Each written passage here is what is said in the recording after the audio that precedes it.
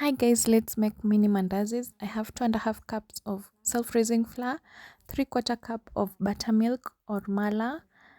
I have 2 tablespoons of margarine. I'm using Prestige, an egg, half a cup of sugar. I'll use a teaspoon of vanilla essence and 1 tablespoon of freshly grated lemon zest. I'll put in my sugar into the flour. I'll add in also the lemon zest and then I mix thoroughly. Guys, note that I am using self-raising flour, so I don't need to add baking powder.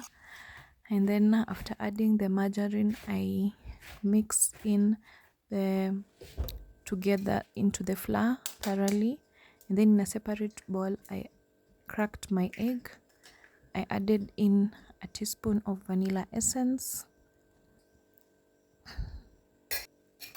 And then after beating it, I added bit by bit the buttermilk and I made sure I had an even consistency. And then now I'll mix my wet ingredient into the dried ingredients bit by bit while mixing, so that we don't want to have very wet dough. We want to make sure that it's just enough.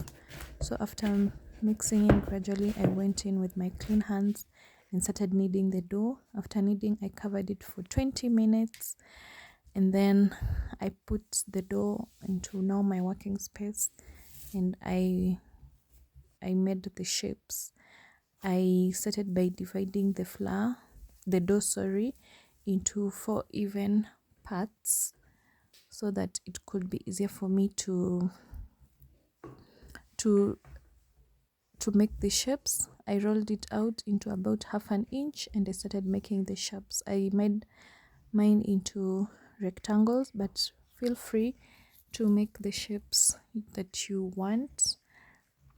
And then I started placing them aside, and then now I repeated for all the dough until I was all done.